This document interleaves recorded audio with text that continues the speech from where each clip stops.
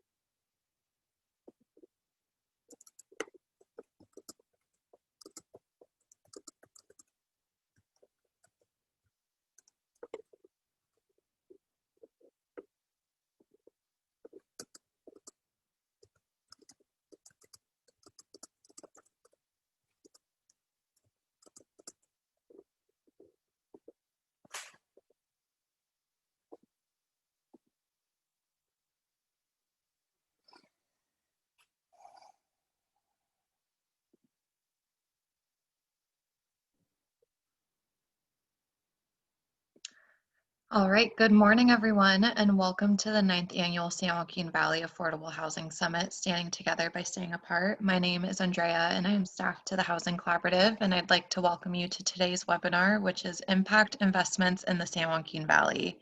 So some background information on the organization.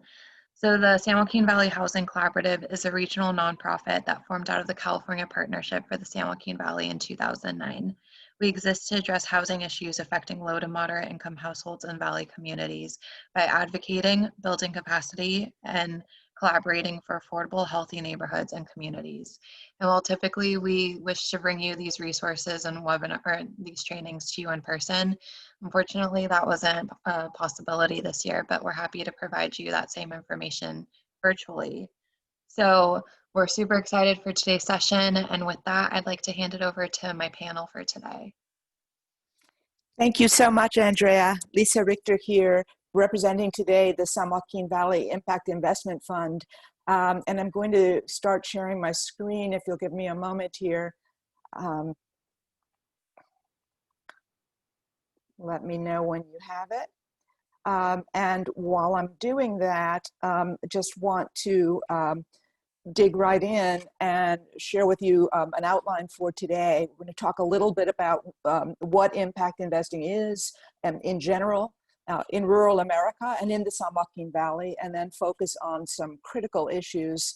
I'll say a word about COVID response, but then I'm absolutely delighted to introduce my co-panelists, Eric Sten with Black Star Stability, and Dan Adler, Senior Advisor at the California iBank, that's the Infrastructure and Economic Development Bank, and specifically working on the Climate Catalyst Fund, who will help us think about equitable home ownership and prevention, foreclosure prevention, as well as climate resilience in the San Joaquin Valley.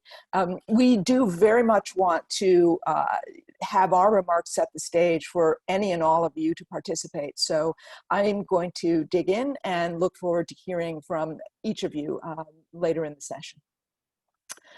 So just a very brief level set, impact investing for sure has become a buzzword since it was first surfaced about 2008 or so. It certainly encompasses the field that many of us have known and been practicing for decades as community investing. And it also is related to other terms that are getting broader and broader currency. So probably the biggest umbrella that comes into play is social investing. And under that, SRI, which for those of us who've been at this for a long time, remember used to mean socially responsible investing, in quotation marks, which really revolved around investors who were socially motivated, excluding from their stock portfolios companies, publicly traded companies, that they thought had socially objectionable practices. That term has actually been redefined by the field to today refer to sustainable, responsible, and impact investing. So that reflects the idea that we're nowadays not just thinking about excluding what we think might be destructive, but actively going out and trying to find investments that we think can be constructive. In addition, you for sure will hear the term ESG, environmental, social, and governance criteria, which again is typically applied to publicly traded securities, stocks and bonds. And so those large portfolios are less our concern when we're thinking about how to really drive significant changes at the community level. But we do need to be aware of them because the activities of large corporations have a major impact in communities despite what very important investments we might be making on the ground. In the meantime, we have the ability with impact investing, as it's been defined over the last 12 years or so, to proactively structure private market investments, direct investments, either in funds or organizations, or as I'll move on here, we often say even projects that are made specifically to drive a positive social and or environmental benefit along with some kind of a financial return. And these investments can be in any asset class or structure, so they can be cash, in a credit union or a bank, and we have two wonderful such institutions serving the San Joaquin Valley, Self-Help Federal Credit Union and Beneficial State Bank, both certified as community development financial institutions, to fixed income securities such as bonds, to equities, which can be, in this case, typically direct investments into growth companies, or in some cases, investments into funds. And impact investments can have any range of expected financial returns. And you see down below on the diagram that many of these investments are made with the full understanding that the investor is either taking on a higher level of risk than a more conventional investment, or willing to take a lower than expected market rate of return for a similar investment, specifically to drive certain kinds of social impact that the investor believes cannot take place but for those concessionary terms of the investment. And that is a very significant part of our work, and in no way represents a relaxation of the discipline of investing, but rather takes the discipline of investing and says we can use this, and adds social and environmental criteria in order to create needed solutions at the community level. And some of those over time, and as they begin to be tested and scale, can actually begin to deliver market rates of return. And those are also wonderful to look for, and more investors are doing so. You've probably heard the term program-related investment. That is the only term that I'm talking about today that's actually defined by the IRS in regulations going back over 50 years. That's an investment made where the primary purpose is charitable. No significant purpose is the generation of income or the appreciation of capital, and no return is expected. Impact is lobbying or electioneering. And PRIs, as they're called, are a frequent tool used by private foundations specifically to drive a charitable purpose using investments, but other investors use similarly structured investments. Now, this field has continued to grow continuously over 50 years since we often date the beginning in the late 1960s when the Ford Foundation invented program-related investments. And here you see data prepared by the U.S. Forum for Social Investing, or US CIF, through 2018 that shows the much more rapid growth that's occurred in the last decade or so, to the point that there was 38% growth in this broad basket of investments between 2016 and 2018, and to where we now have a situation where $1 in $4 under professional management in the US has some kind of social or environmental criteria on it. And while most of this is stocks, publicly traded stocks and bonds, we see here that $185 billion is in community institutions. And some of the other investments represented by alternative funds would be in private market funds that have a presence in communities as well. So this is getting to be a quite significant piece of change. And something that we want to be sure that we're harnessing into our communities of interest.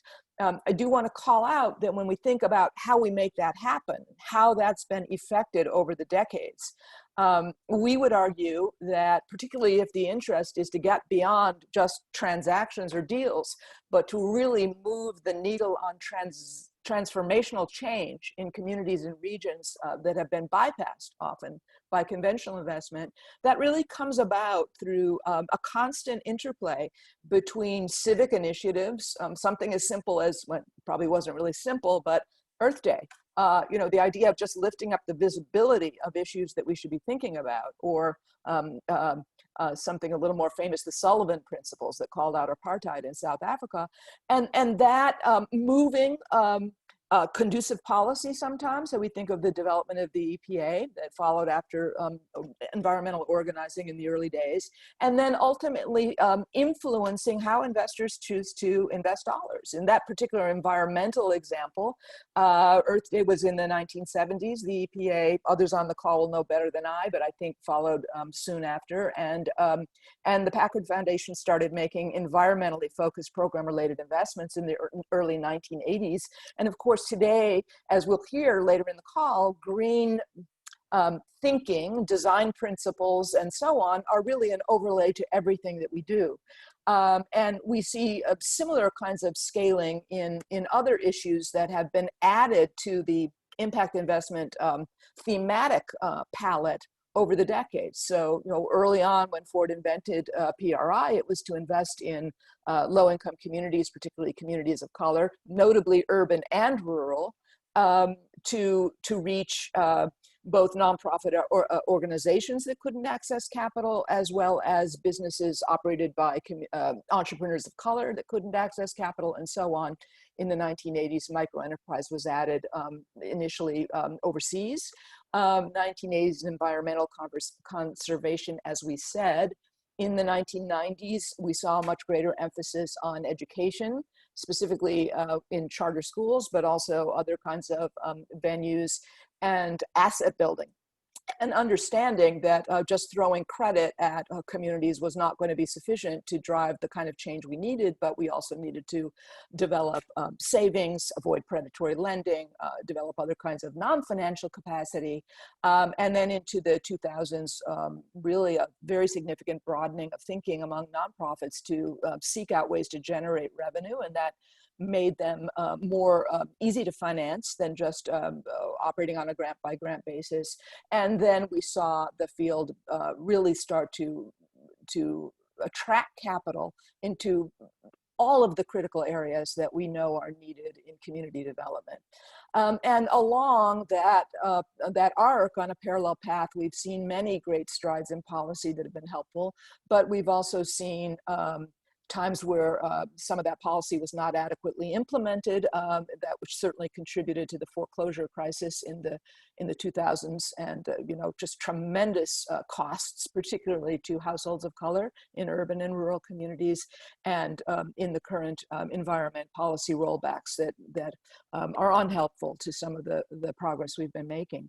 Now, as wonderful as this picture is, it really, we don't have anything that specifically calls out rural investing there. And we continue to see that there is a much slower flow of dollars into rural communities, in investment capital dollars, just as we've often seen over the decades in terms of philanthropy. And some of the challenges, and I know those in this call with us are intimately familiar with these issues, and I hope we'll add others as we continue in the conversation, but have to do with just simply the limited number and scale of philanthropies and other institutions that are located in rural communities that can be lead investors or lead funders, if you will. And those outside the region often simply are not focused within the areas that are more remote to their immediate location or interests. While there has been a lot of channeling of dollars from federal agencies into rural areas, sometimes that's structured as a set aside versus really making the advantages of rural investing a central focus point. And for all of these reasons, rural organizations just simply are often not on the radar of organizations that might choose to invest based on some of the outstanding work that is going on within rural communities. To the plus, some of the opportunities include creating collaboratives that focus in rural areas, and we certainly see that in our sister organization in the San Joaquin Valley, the San Joaquin Valley Health Fund, that was created in 2015, initially with just a handful of investors, spearheaded by Sierra Health Foundation, and now I think they have approximately 30 funders, including regional and national funders. The opportunity to lift up the persistent outstanding work that is going on in rural communities that could go much further with additional capital, and these are with high-performing, credit-worthy organizations. And obviously the persistent need in rural areas, but coupled with the fact that there are folks actively developing and implementing solutions. And then finally, just the learning of being willing to start small and stay the course, because the learning curve of larger investors who may not be in the region is a long one. And sometimes the learning course for those in the region who may not have thought about impact investing as a tool is similarly a long one. So we do try to stay the course. Very briefly, I know some of you are familiar with the San Joaquin Valley Impact Investment Fund. It really was created to advance all of those opportunities that we talked about. It was developed specifically in relation to the San Joaquin Valley Health Fund that I mentioned, which is trying to advance health equity and other kinds of increases in access to equitable opportunity in the region, and bringing the tool of investment to sustain and scale those efforts, specifically related to clean water, healthy and fresh food, community health services, affordable and supportive housing, youth development, economic development with environmentally sustainable land use, immigration services, and across all of this, an overriding focus is on diversity, equity, and inclusion, not only in who is served by these services, but also who leads, controls, and owns organizations that are providing solutions. Also a life course lens to really think about the need to promote health of all residents over the life course. And we're implementing that in partnering with many of the organizations on the call and others who have established track records directing capital in the region. I just want to say this region is no exception to the ideas mentioned earlier about the lesser flow of capital on a per capita basis and other metrics we might use within rural areas, and that heightens our interest in being sure that dollars flow into rural as well as urban areas of the San Joaquin Valley. This bar chart on the right is looking specifically at CDFIs. So even among organizations such as community development financial institutions that have a primary mission of channeling capital into underserved areas, their dollars per capita have been less so far in the San Joaquin Valley, and yet they're doing great work. And so part of what we're interested in doing is lifting up that work and attracting more dollars in. And we're doing that in part by being able to participate in sessions like this, and we truly appreciate the partnership of the San Joaquin Valley Housing Collaborative and Summit every year to lift up learnings about how impact investing is working and can work in the field. And I just would close by shifting to one of the critical issues for today's conversation before passing it on to the panelists. And that is simply to say that we know how hard hit the region has been by COVID-19, with the juxtaposition of essential workers who are continuing to go into the fields and across the food value chain, the processing plants, the distribution work, et cetera, so that all of us continue to have plentiful access to healthy food, while themselves being at heightened risk for so many reasons. The working conditions, often overcrowded living conditions, overcrowded transportation conditions, particulate air quality that's inferior and has put many with asthma and other conditions that predispose to COVID-19, the limited access to some of the federal protections that would help those who are suffering from lapses in income now, or would encourage those with health concerns to go into a clinic and get care. And because of all of that heightened need and risk, it's been particularly wonderful to watch the CDFIs and others in the region quickly mobilize to become active PPP lenders in the region and extend other kinds of flexible financing to be sure that organizations on the ground can remain viable, and not only to extend that capital, but also to provide forbearance and other kinds of additional flexibility in this time to make sure that organizations can survive. And it's to back those kinds of efforts that we really, again, try to keep this conversation going about the value and importance of impact investing in the region, and look forward to hearing now from our panelists on ways that they have been practicing impact investing elsewhere, see opportunity to expand the types of activities they're engaged in within the San Joaquin Valley, challenges that they've encountered, and lessons learned that can be shared for all of us. And then we hope to open it up to dialogue. So with that, I'm going to pass it to my colleague, Eric Sten, Chief Investment Officer at Black Star Stability. Eric, if any of you know him, has been spearheading foreclosure prevention innovation since the last economic crisis. And so, Eric, I think you're going to share your screen, if I'm not mistaken. Is that correct? No, I'm just going to talk. Okay, great. So I'll stop sharing, and we welcome you to talk. Great. Thanks, Lisa. And thanks. I can't quite see everybody, but great to know you're out there, and this is exciting. Please interrupt at any time with a chat question. I tend to like to do dialogue as much as talk, although I'm happy to just lay some things out as well. So Black Star Stability, which is the name of our company, is an impact fund, just like Lisa's describing. Our goal is social impact. And we do a very specific thing, which is buy distressed debt for single family homes. And there's two types of debt that we buy: mortgages that are no longer performing. So when people fall behind on their mortgage and have trouble making payments, generally, but not always, generally the entities that own those loans sell them rather than foreclose. The Fannie Mae, Freddie Mac, FHA, the big holders of mortgages, they do foreclose, but generally they don't like to. They like to farm that out to somebody else, so they sell it. And I would say not 9 times out of 10, but 99 times out of 100, they sell it to a group that then forecloses, takes the house, flips it in one way or another.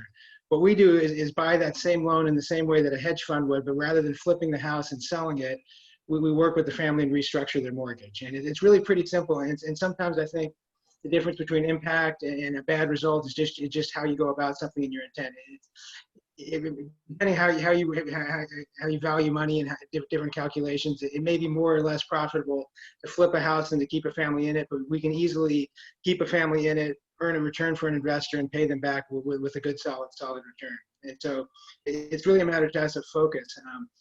We figured this out last time around in watching the foreclosure crisis really go bad, and I'll go back to that in just a second. Second time of debt that we're currently buying, and this is our focus at the moment, is an instrument called contract for deeds, which it's a shady practice that's been around for a long time. If you go back to the redlining era of the 50s and 60s, most minority homeowners bought their home through what's called a contract, sometimes a contract for deeds. And the idea was, because most of the minority neighborhoods were redlined, many owners of property sold the house on what's called a contract for deed. The way a contract for deed works is the family signs up to buy the house, makes payments like it's a mortgage, but doesn't get title to the house until the end of the period. Meaning, during that process, they can't sell the house, they can't deduct the mortgage from their taxes or any of the things. It's often described as all the benefits, all the burdens of home ownership with the. I'm sorry, all the burdens of home ownership with the benefits of renting. So that's right. Yeah. You know what, Eric, I'm going to just intersperse for 1 second here because Please. I just want to mention that my colleague Alyssa Saldana is inserting links in chat. So Okay. for those who want to follow up and learn more about everything we're discussing, that's all that is. So just want to let you know that. And so not to worry. Got it. Yeah, so we're working on these contract for deeds, and oddly enough, contract for deeds had slowed down a little bit in the early part of this century. It kind of become a forgotten practice, and believe it or not, it blew up after the last crisis. Because what happened is a ton of bad actors bought foreclosed homes or notes and foreclosed, and then after the last foreclosure crisis, thousands and thousands of those homes were sold on contract rather than the families being saved. And so what we're doing right now is going back and working to try and buy those contracts. When we buy the contract, we then rewrite the family into a real mortgage so that they can actually have home ownership. And again, it works quite well. But what happens is, unless you have these very specific interventions into these markets, usually it's the lowest common denominator that happens. The properties get sold to speculators, or the mortgages do, and they end up being foreclosed. This worked for us, and just to very quickly, make a link to Lisa's presentation, which is fantastic, Lisa, and see how you kind of get from policy to practice. We started working on this during the last foreclosure crisis when my background is from Portland, Oregon. I was on the Portland City Council for about 12 years, and Portland City Council wasn't maybe as famous as it is right now when I was on it. But we tried to do some good work. I left there after about 3 terms, trying to be private and get away from politics. I got into the question of how could we prevent foreclosures. And you may recall, many of you, I'm sure, were in the space last time around. There was a thing called the Hardest Hit Fund in California, Oregon, and 17 other states. And basically what happened is Treasury gave billions and billions of dollars to the states to try and prevent foreclosures. And it wasn't a terrible idea. What they did was they took that money and paid the banks to not to catch the person up. So a person would be, and the problem was the homes were underwater at that time. So a person might own $200,000 on a house. I'm just going to use round numbers. That's now worth $100,000. They're behind by say $10,000 or $15,000, and the state goes and pays the bank $15,000 to catch them up. Now they're caught up on a house that's $100,000 underwater that they can't afford the payment on, and then the whole cycle starts again. If the state were not to step in, what the bank would do is sell that property for $80,000, $90,000 to a speculator. So what we did on behalf of the state of Oregon was took some of their hardest hit fund dollars and went out and actually just bought the homes for that lower price and sold them back to the family at the $100,000 that it was actually worth. A little spread in there paid for the state's costs, and the state was able to build a sustainable program and create an asset by saving these homes rather than giving away money to the banks. And as an aside, I think the banks were paid twice because TARP had already paid them for their losses, and then the states went in and caught up on the arrearages. So it was a pretty sweet deal to have a distressed loan if you're a large bank last time around. I think this time around things are going to be a little bit better. I mean, Lisa's known me for 30 years, and I suffer from optimism, so maybe I'm just being a little too optimistic, but forbearance programs that are in place now, I think, are good learnings from what happened last time. And Fannie, Freddie, and most of the lenders are allowing people to forbear, which means set aside their payments and add them to the end of the loan. If they actually stick to that, I don't think we'll have a crisis quite as big as last time, but I think we'll inevitably have a crisis of some scale. And the reason for that is that as much as these programs sound better, any of you who are in the space and work as housing counselors or try to deal with these programs know that actually getting the programs implemented is very difficult in the real world. So I think a lot of these programs, either people will not get their job back in time, the forbearance won't be quite enough, or just getting through the forbearance program won't work. The banks will tire of it and foreclose. So we're trying to get this fund positioned so that we can be large enough come next summer when we see this boom happening to really step in and scale. We've done about 500 homes through these strategies over the last few years, and we kind of perfected it just after it was too late last crisis. we really figured out how to do it right when the crisis was ending. So the idea this time is get scaled up before the crisis and be ready.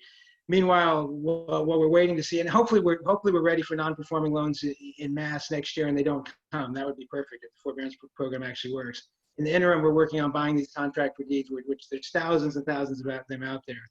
One of the problems with the contracts for deeds is they're not recorded. Generally, they're supposed to be, but they're not. So they're very hard to find. I have not honed in on the San Joaquin Valley. We tend to buy through pretty opportunistic process where we find sellers who own these contracts that want to get rid of them, and it's almost kind of like a word of mouth network. And I'm yet to find one that's got a lot in the San Joaquin Valley, but I'm absolutely convinced they're there. The places that really get preyed on by these contract sellers are places that have low property values, low service by normal financial institutions, and high minority populations. And so it's pretty clear to me that the San Joaquin Valley is probably a place where it also had one of the highest foreclosure rates last time around. So it seems to me inevitable that many of the foreclosed properties last time around were sold on contracts. And San Joaquin also had an alarmingly high foreclosure rate last time around. So very much in danger of becoming a target for foreclosures this time around. So with that in mind, part of why I was interested in getting on this call with Lisa and appreciate the invitation is we would love to connect with leadership in San Joaquin Valley and talk about ways to find the folks that could use the help. We do have money in the fund and are looking for places to work. So we're always trying to attract more investors, but we're also more importantly trying to find places that we can actually partner. And so I think some of the organizations that I saw were on this call might be great partners. So I'll stop there. Lots and lots to talk about, but maybe we can go in the direction that people would like to go. Thank you, Eric. Super helpful to hear. And I think you've said in the past, and maybe it's really tied to some of those parameters you gave on contract for deeds, they're often in rural areas. Yeah, they're very often rural because those tend to be the kind of properties that slip through the cracks. Mm-hmm. Okay. I would actually say the historical practice of contract for deeds was targeted in really places like Chicago, often generally African American for very specific reasons, but generally Black communities, often in the northern urbanizing cities. The resurgence that happened after the last crisis in the last 10 years is much more rural. We tend to see that tends to be where they are. Okay. Very helpful. Thank you. Dan, delighted to welcome you to the call. And here's some of what comes to mind for you when you think about climate-related investing in the San Joaquin Valley. Thank you, Lisa. Thanks, everybody, for the opportunity to talk with you today. I'm Dan Adler with the Governor's Office of Business and Economic Development and the state's infrastructure bank. And I'm here to talk a little bit about what we're doing on climate finance as it relates to ESG impact, but also connectivity with the housing agenda and rural agenda. And I'll be honest up front that those connections haven't been as well developed as they should be and as they need to be. So this is a comment on a specific program that we're building, but maybe before I jump in and share a few slides on the Climate Catalyst Fund, I can describe a few trends that are manifesting themselves in the way that California is approaching the sustainability challenge, climate being kind of the front edge of the broader unsustainability that we're trapped in. But until recently, it was the case that we used to think about climate in really two distinct ways. There was the treatment of the underlying cause, what people call mitigation, reducing the harms, and adaptation, or now resilience as the phrase. And those two things were pursued independently. As we've seen more and more in recent days here in California and increasingly across the country and around the world, that's really one challenge. You can't do one without the other. There is set in train a tremendous amount of climate-induced catastrophe, frankly, in our built environment.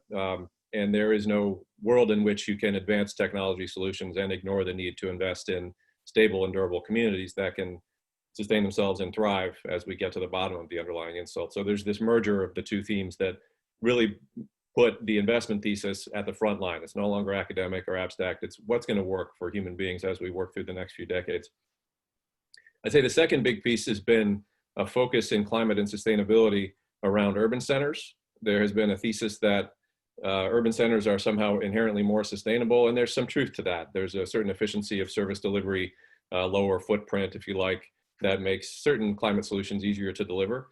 But that does tend to run up against the housing challenge. And we know that urban density and urban housing costs are simply unsustainable for many folks.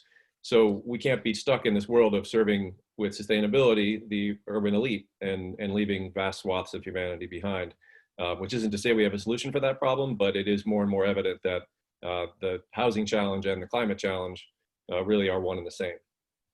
And then the third point to make in that regard is that California, somewhat under the radar, has been putting together some pretty impressive climate first strategies that really recognize the, I guess, intersectionality of the built environment and living with climate. So this is transit-oriented development. This is how we think about goods movement, how we think about local energy production. A lot of the headlines when it comes to climate and sustainability are not focused on those themes. And frankly, enough investment is not being aimed in that direction because it's somewhat of a messier investment thesis. People understand how to invest in large-scale renewable electricity generation. People will see an announcement like the governor's of yesterday, which is truly globally historic, to phase out internal combustion engines in the next 15 years, and think about the machinery associated with that and the physical infrastructure associated with that. That looks like an investment opportunity that more people are familiar with. How do you actually invest in transit-oriented development, high-speed rail, the future of work, in a way that meets communities' needs, but also has the kind of standardization and scalability that ultimately institutional investors will embrace. So that's really the next phase of our work, and where the Climate Catalyst as a public-private investment vehicle is trying to get. We're trying to mobilize capital, organize policy, and work with industry broadly defined to test a few investment models with scarce public dollars, but well-placed to really lever in impact money, philanthropic money, but then the big prize for social transformation is scale capital. There's no way to get where we need to get in the next few decades by piecing together kind of ornate investment strategies. It's got to be standardized and scalable. So that's just maybe a little bit too long on the sort of the preamble. But if I could, let me share my screen for a few minutes and talk about the Catalyst Fund, and I promise this will be brief. So the Climate Catalyst Fund was actually announced in January in what people call the before times by Governor Newsom, and it was to be capitalized with $1 billion of state money as a revolving loan fund. So low interest credit and credit support, crucially, with the explicit ambition of driving flexible low cost credit for speed and scale and climate solutions. But this last point is the one I want to emphasize. Proven technologies, of which we have solutions for a whole host of social and environmental challenges, but they're not reaching the vast swath, frankly, of California, all 58 counties. If you look at the penetration of things like clean cars, energy efficiency, microgrids that can withstand rolling blackouts or firestorms, they're located in the kind of high income elite zones in the state. So this is an inclusive prosperity agenda. And we are looking forward to capitalizing this fund with the participation of government money, federal money, should we be so fortunate.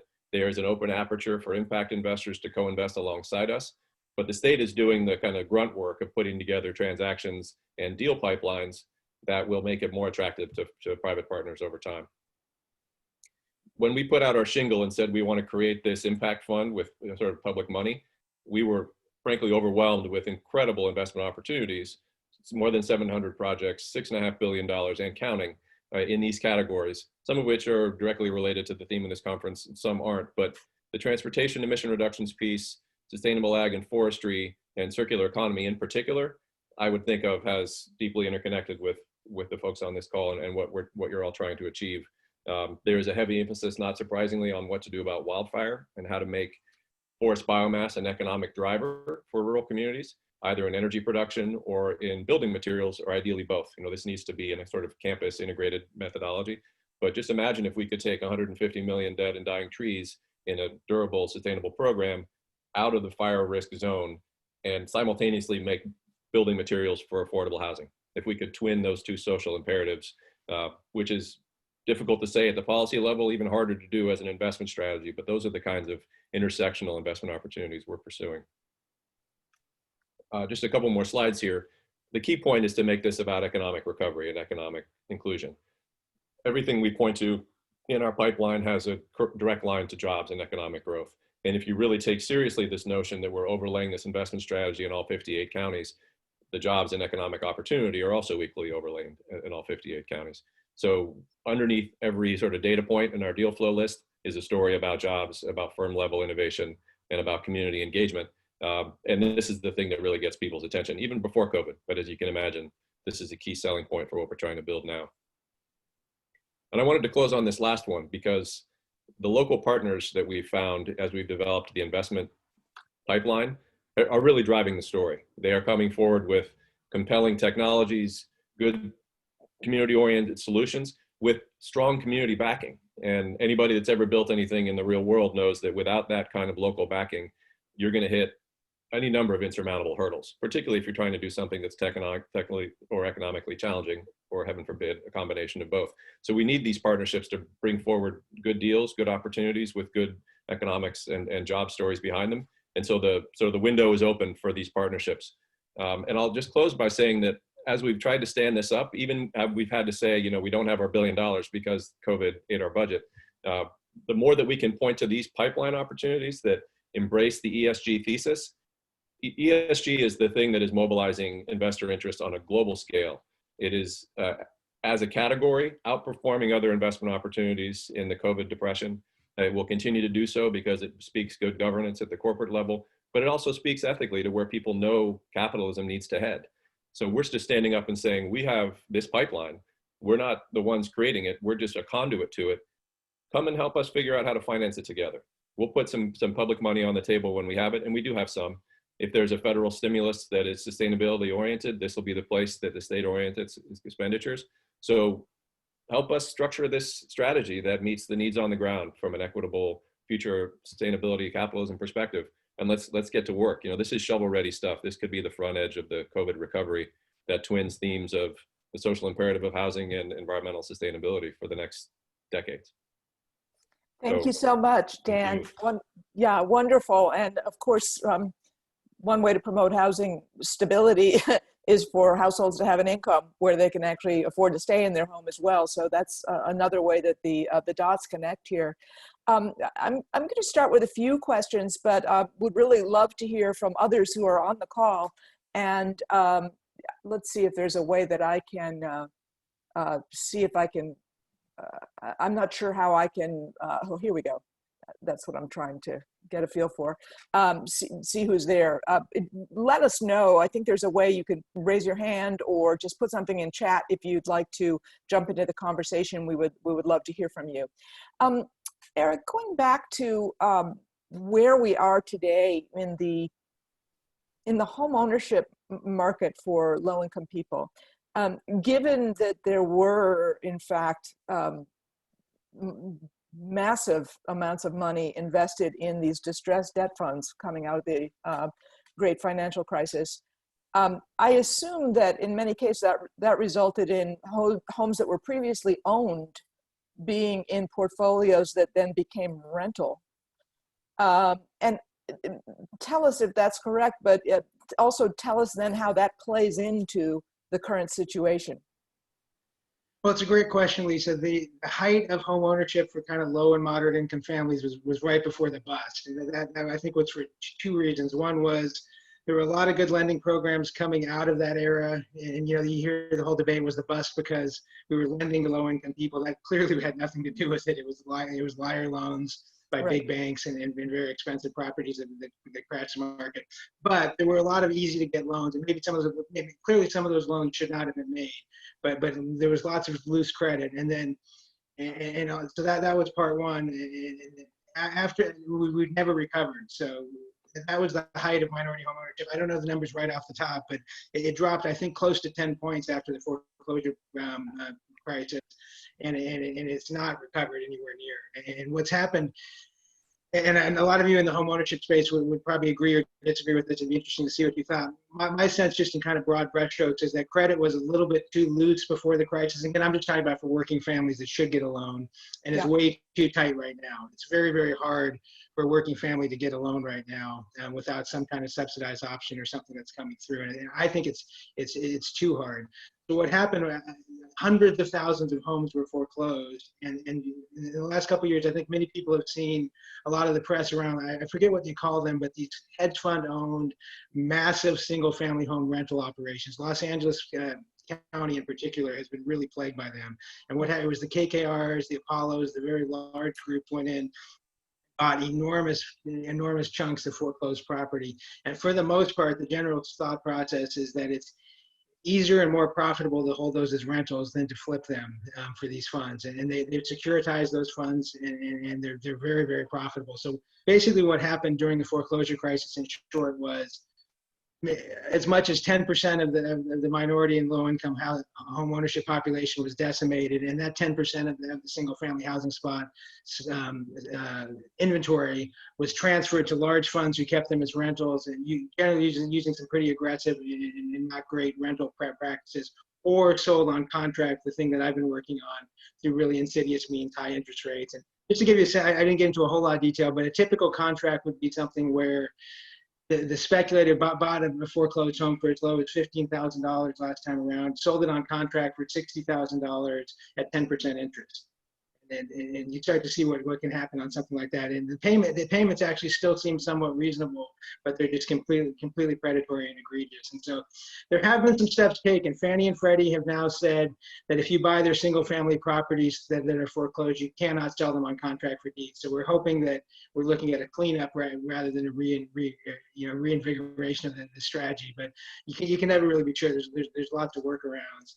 And certainly there's no prohibition from Fannie and Freddie saying if you buy our homes, you can't rent them out rather than sell them. So one of the things we want to do is build enough capital, not just with our fund, but with like-minded funds, investors, to say, if another bust comes around, which would probably be in the range of 12 months from now when you start to see it's the way it works, start to see those sales, say to Fannie and Freddie, no selling to speculators at all. These have all got 100% of these have to go to funds that are going to help people get back into home ownership.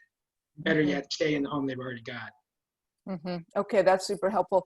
And then I know that you have had some personal experience, if I could just draw you out a little bit, where, in one of your models, you had the state as a participant. And so I think the money there was flexible to really fulfill a mission-oriented vision. You then had a private investor who was extremely helpful in terms of providing a significant amount of funds to get some things done, but where the expectations of that investor were not exactly aligned with everything. And maybe if you could just give us a feel for what some of those tensions feel like. The advantages in the one case when you do really have the flexible capital you need, and the tensions when you have capital, but it's not fully aligned with what you're trying to do.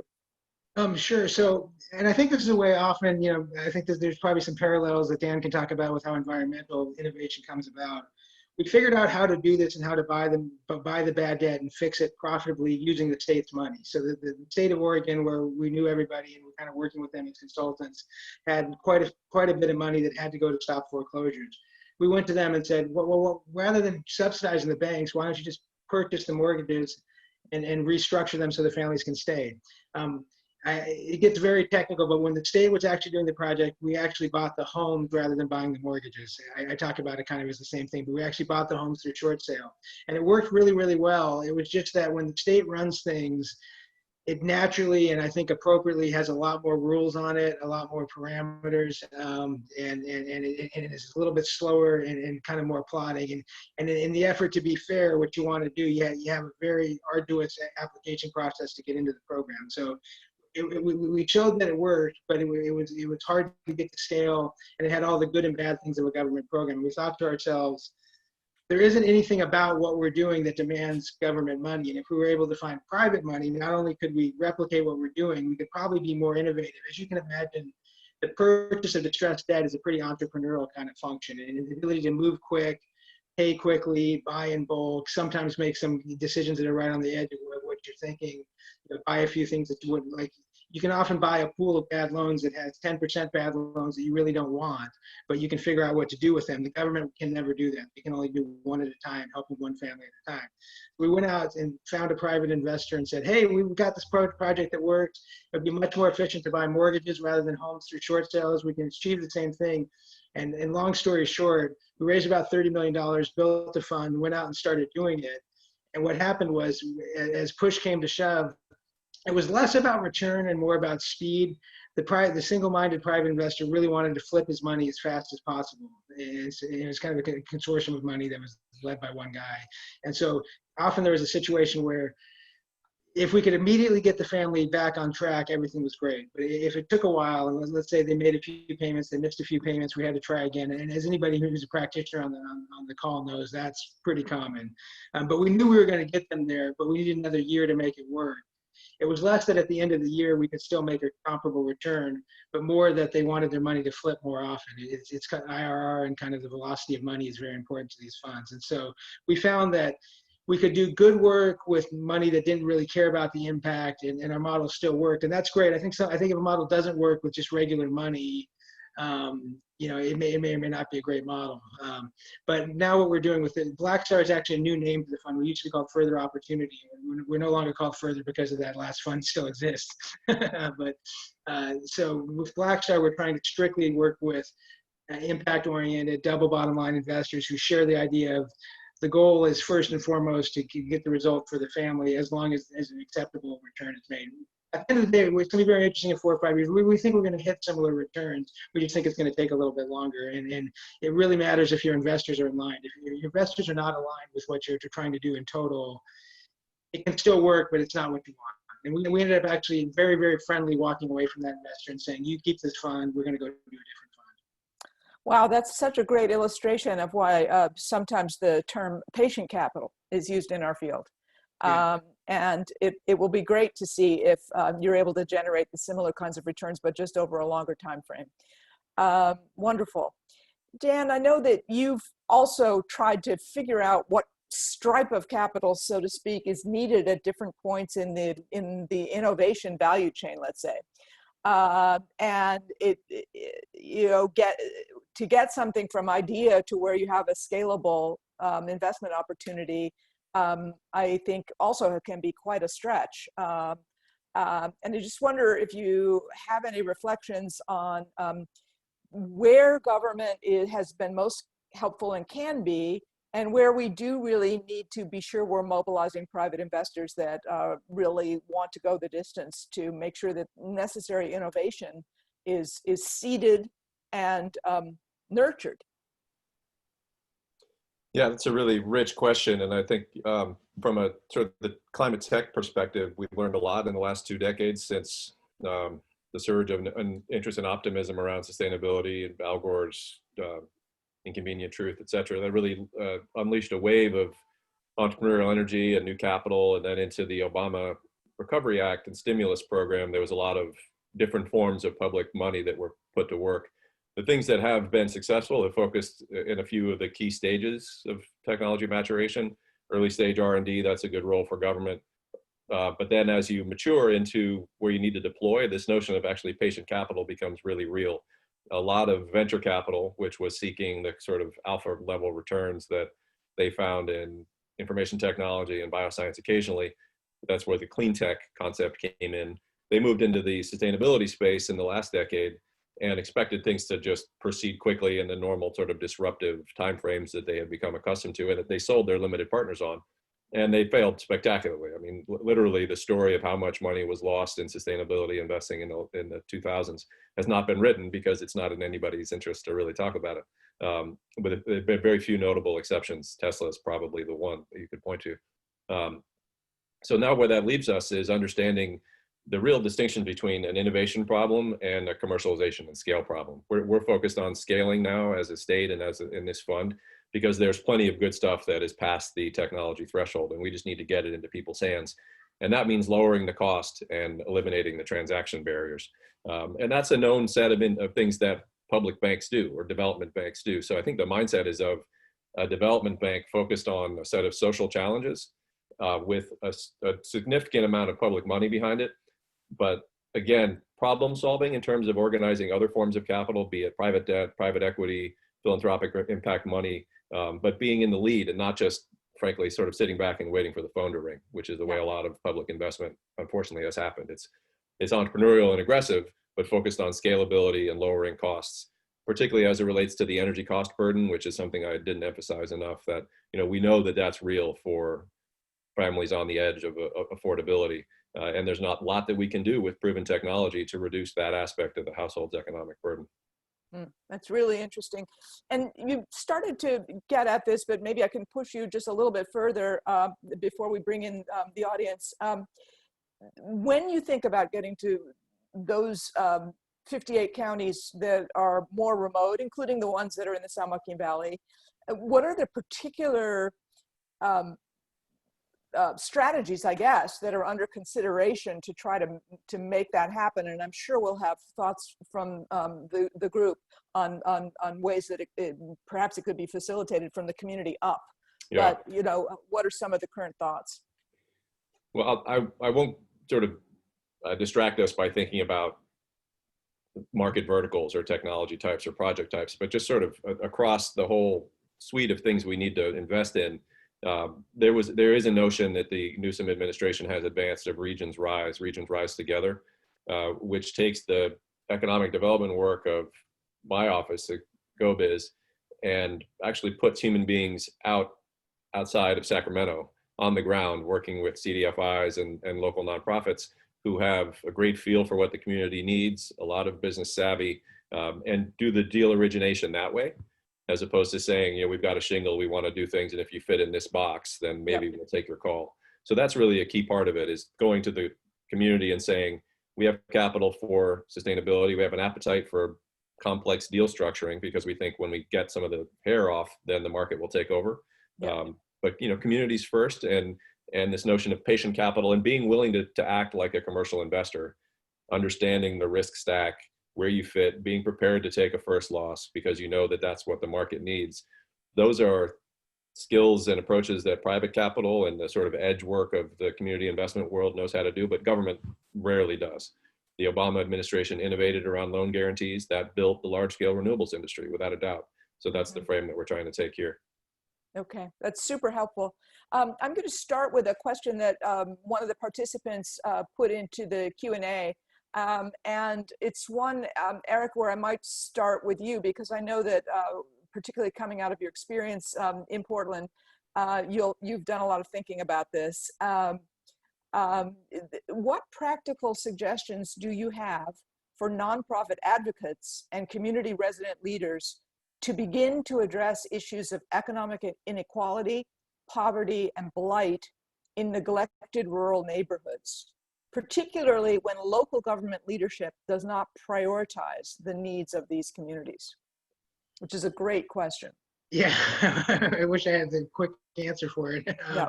I think some basic ideas, which won't be, won't win me a prize for the anything, but I think you have to organize first and foremost. And as a person who, I was elected to the Portland City Council at the age of 28, which I still remain the youngest in history, and basically because we organized a lot of people to have a big campaign. And my feeling is, if you've got local leaders that aren't interested, vote them out.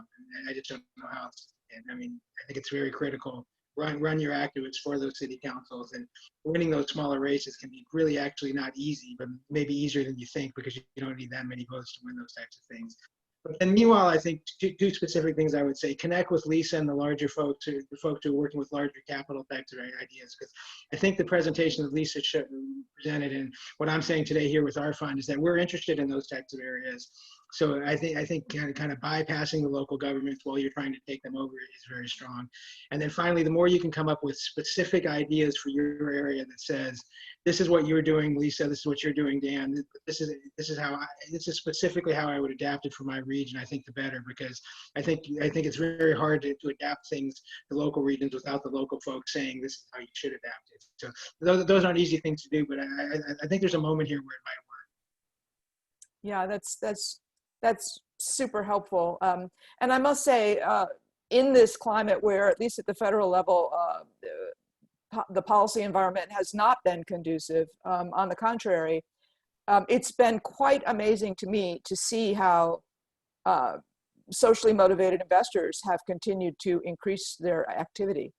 And I think it's partly a function of a new breed of decision makers that's getting into control, whether it's next gen, whether it's women, whether it's more diverse leaders, so that the capital market is much more responsive than it's been in the past, and can actually be a counterweight when the policy is not conducive. But of course, sometimes there's some basic needs where the policy setting has to be right.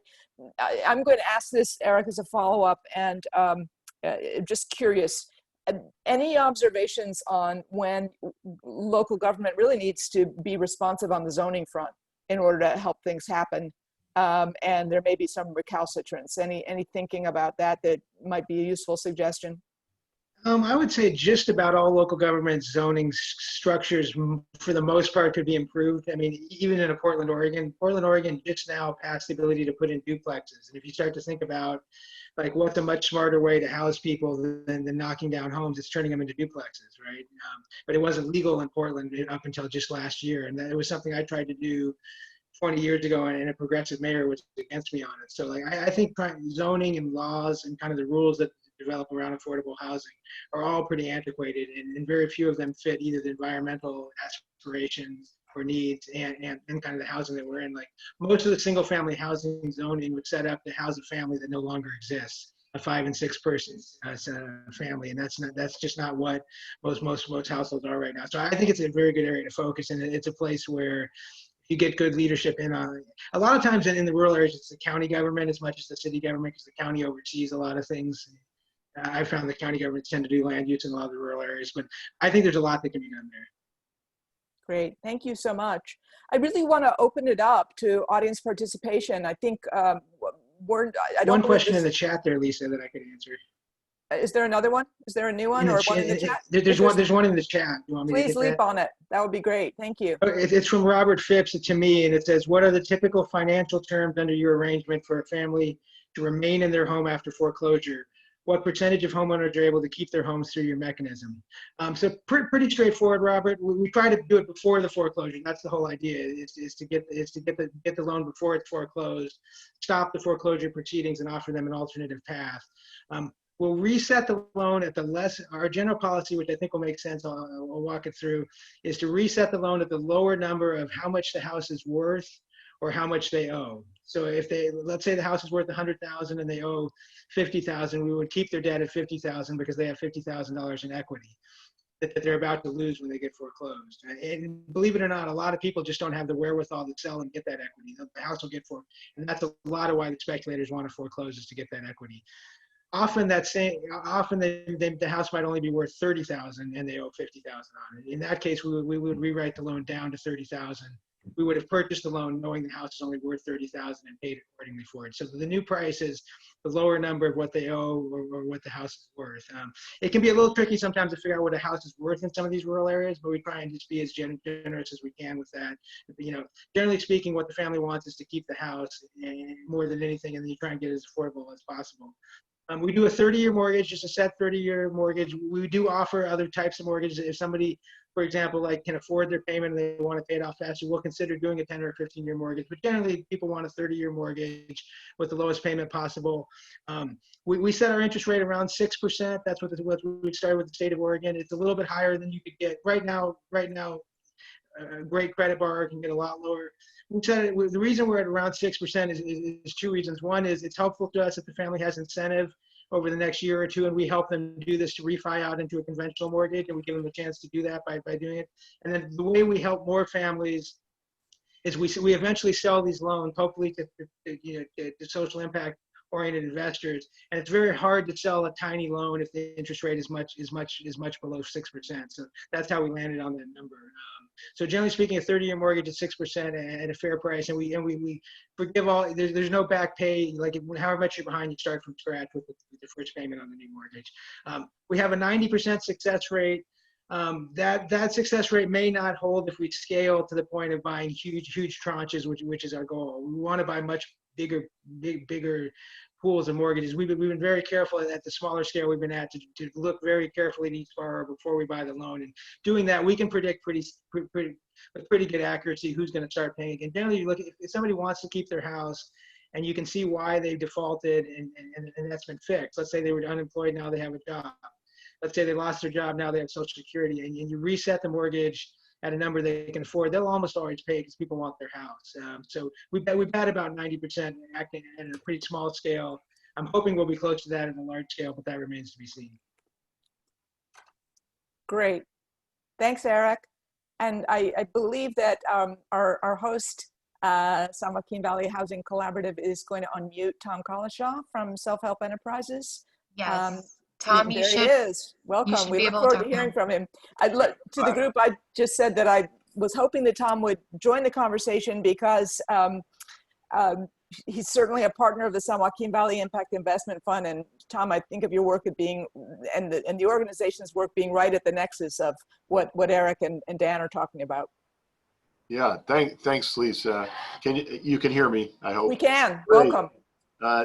Thank you for this conversation. I really appreciate it. And I was very interested in some of Eric's comments about these. We actually have called them contract for sales, so contract for deeds. The history in at least the southern San Joaquin Valley that we've seen, because one of our extensive efforts have been to help people who own homes to get them rehabilitated. And we've done that over 7,000 times these days. But our understanding was that many of the homes that were done in contract for deeds or contract sales in the southern part of the valley really came out of some of the freeway expansion in Southern California. And there was a couple of investor types or industrious types who actually moved those homes that were being displaced up into the valley in some really rural areas, many of which without infrastructure, and did those contracts for sale. And so hundreds of the families that we've helped, we've actually converted them into deeds of trust and made sure that they got the kind of ownership before we invested in them with public resources and those kinds of things. I had not heard that there was a rash of this that happened in the wake of the recession, though, and that scared me. And I wonder if you're aware, Eric, of any place that we could get an inventory of those kinds of properties, because that may be something we need to help unwitting buyers of those units with now and in the future. Yeah, Tom, that's one of the biggest problems is unfortunately we have not been able to come up with, we've got a foundation that's been talking to us about, there was a group that we presented to and they said, well, we wouldn't invest in your fund, but we might be for good reasons, we might be interested in funding a research project to try and, flesh all these things out. As much as I'm in this space, there's no good way to find them. We tend to, it's kind of odd, but a lot of the smaller operations that have 200-300 under these things, not the big hedge funds, are in a mode where they want to sell. The recession was 10 years ago, and we were talking about how these kind of sleazy investors want their money back. A lot of these funds really want to get out. Right now is not a great time to sell a contract for deed, and so there's not a lot of buyers of those out there. So we've been finding pools to buy, essentially through word of mouth and through sort of kind of a shadowy group that brokers these things. But I don't know of any way, and that's one of the reasons I was kind of curious to ask you guys, and were you hearing about any groups that were doing this? I don't know of any way to find them, mainly because they're first thing to do would be to go to your county and see if there's any recorded, but generally speaking, they're not recorded. They're supposed to be recorded, but they're not. We're closing a portfolio of 117 of these contracts next week on Tuesday, and 7 of them are recorded. Tom, on another call with Eric, he made the comment that you can often see when there's a bunch of that activity because there are for sale by owner signs out. And I don't know if you have a rash of those anywhere, but that might be a good place to begin the exploration. Yeah, these guys tend to sell them kind of, one of the tricks they do is most of the time these things get sold, there's a handwritten sign that says, for sale, because the whole idea is you call the guy up, he says, well, I know you can't get a mortgage, but I'm your friend and I'm just going to sell it to you.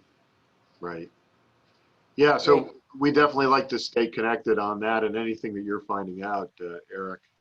So appreciate it. Can I ask one other question or make one other comment? Please do. Please do. And for anyone else who may want to comment, I think we've unmuted everybody now, but you could certainly let us know via chat and we'll make sure that we unmute you. Great. And this one's more in Dan's bailiwick, but it's been concerning to us in some of the recent rounds of the Affordable Housing and Sustainable Communities program that it's very hard for San Joaquin Valley cities and towns to compete for those dollars. And there's been some significant changes in the way that program's rolled out. And I won't get into the weeds, but we've also seen recently the major state housing program for single family homes and ownership is the Cal Home program. And there was a recent round of that where we were working with 11 cities and counties of the San Joaquin Valley to try to get resources in a program that traditionally the San Joaquin Valley has been a major player because home ownership is more attainable still here in the Valley than it is in some of our coastal neighbors. But none of those cities and counties were able to compete successfully in the last round of Cal Home, which was very disconcerting. There was some new metrics used.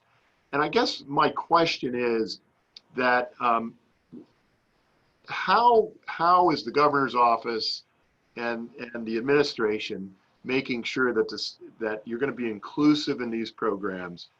We've got specific challenges in the San Joaquin Valley that include the lack of local resources. It includes, in some cases, a lack of local political will, frankly. And it makes it doubly tough when we create some of the constructs for these programs that make it very difficult for us to compete. Well, I don't have much to offer on the specific decision making in the program that you're referring to. I would hate to speculate as to the change in metrics or what the motivation there is. I can say that at the GoBiz level, this program of Regions Rise was designed to put more, I'll just call it capacity, which is a sort of a loose term, but on the ground technical assistance resources for community groups and local governments that want access to economic development that the state might facilitate. So that's part of the theory of change, if you like, to use a philanthropic phrase, is that when there's an RFP or something happening at the state level, local groups will have better visibility into it and will have something of a dedicated resource to guide them through applications and the technical details therein. That's much more developed in certain industry sectors than it is in others. If you look at where GoBiz is concentrated, it's in some of the higher profile industry sectors, and there's vast swaths of the state, both geographically and economically, that we don't have that capacity built out for. But that again was the plan, and I don't want to blame everything on the COVID budget, but we had a commitment and an expectation of new resources, human and financial, to provide more of those services on the ground. So I guess I just say that you should hopefully believe me that that is part of the goal. But a good thing to do would be to just bug GoBiz and bug people about it. Say, we see this RFP, what can you do to help us navigate it? You're saying all these nice things about providing that service. Let's make it real, and then that will help kind of reorganize behind the scenes how we dedicate our staff time. Mm-hmm. Thank you, Dan. Tom, I wonder if I could flip it back to you with a question, because as a housing developer, largely in rural areas, I don't know that I've ever seen another one that I've found to be as motivated to incorporate environmental sustainability, not only in the approach to building, but even in what I might call complementary business lines. Might you be willing to say a word about that activity, and maybe that in fact would stimulate some ideas about better partnering across the climate sectors and the housing sectors, even though the iBank can't itself directly invest in housing. It can invest in everything that can build sustainable communities around housing. Yeah, sure, Lisa. Yeah, we've become, absolutely committed to creating housing opportunities for people that are linked inextricably with health providers, as well as creating green and sustainable building, as well as also transportation options for people. We kind of pioneered an approach to include Cal vans, for instance, at access to them at all of our farm worker rental projects, so that people could share rides. We also helped pioneer a true car sharing program that we call Mio Car, that actually puts an electric vehicle or a series of electric vehicles at our rental projects that can truly be shared by residents, so that they're not as dependent. It's hard for us to compete with these against projects, though, in competitive funding environments that have a BART station next door. For instance, in the last, we have a great downtown project in the city of Visalia that is, we went in for transit-oriented development grant, and it's across the street from the transit center in the city of Visalia, but it just can't compete. And we're building at a density of 53 units to the acre, and yet we can't compete with a housing project that's proposed to be built on a BART line. And so it is, there's a relativity question that we are always dealing with, and we don't seem to get credit for doing what I would call proportional increases in density, proportional improvements in air quality and those kinds of things, because the scale of what we're doing just inevitably is going to be less in terms of the number of units and the number of GHG mitigation measures, or whatever the metric is. So I kind of turn that back to complain again, and I apologize for that. But we are committed to doing these things and creating these great areas of opportunity, particularly in the rural areas of the valley. And it is a struggle, and it is a capital stack of funds that we need to seek on each one of them. So they're complicated deals, but we're committed to it. Lisa, could I, just so maybe I could help after the fact here, but Tom, are you saying that the decision process is just opaque and not accessible to folks who have an idea for how to improve it, or it's accessible and transparent, but you disagree with the outcome? I think, Dan, I would say that we have such a diverse state, and when we do statewide programs, we have to be thoughtful about how projects impact their specific areas, even if they are not as dramatic in scope or absolute outcome metrics, as maybe some of our urban counterparts. And that's difficult to do, I would acknowledge. And it often, you end up with blunt instruments like set-asides and those kinds of things. But those are important for us to be able to have good projects compete in our area, because so I don't know if that helps, but I'm just, and there are thoughtful people that are, that try to make these. A good example is high opportunity and high resource area maps are being used increasingly in funding streams for housing and community development efforts. And they don't work. We have not seen metrics that have worked well yet for rural communities and rural census tracts. We've seen improvements, but we have not seen them really be reflective of areas of opportunity. And we have whole swaths of rural California that are essentially redlined because they don't have any high resource areas. And so that's just one example, but it's just remembering that there's this inland California that includes the San Joaquin Valley and other areas of California and rural areas that just have different challenges. And, so that's the overall point. Yeah, okay, thank you. By the way, we, as I said, we did put a lot of resources in the chat, and one that's outstanding is an article that appeared in Shelter Force a year ago on the scarcity of investment capital in rural areas. And it talks about some of the issues you just mentioned, Tom, that in essence, you don't necessarily have those concentrations of impact, but yet a very modest investment might make a huge difference in a small community and have ripple effects that are quite different than what you would see in a rural area. And we just don't have the metric systems yet to track that very well. I also wanted to be sure to call out a comment in the chat that if I can find the individual, I will, but here we go. Paul Angier. The construction industry has the lowest growth in productivity of any industry. As a result, costs per unit are increasing every year. We need to get investors to provide capital to innovative construction products that increase productivity so that costs per unit finally decline and make it so that we can build more affordable housing units. And I want to confess to the group that I really tried to bring an investor on the panel that would speak to exactly that issue. Not just innovation that would reduce costs, but also that would involve the use of sustainable materials, for example. And I know that there's some thinking, Dan, within the state and some of the sort of planning activities on even matters like if we were doing more preventative forestry and taking out some of that timber that later becomes fuel for fires and finding ways to process that in ways that become low-cost construction materials, wouldn't that be amazing? And even though the iBank probably can't, as I said, invest directly in housing, it probably could invest in innovative construction that could have a bearing on housing. And I really hope that there continues to be some creative work in all of those areas.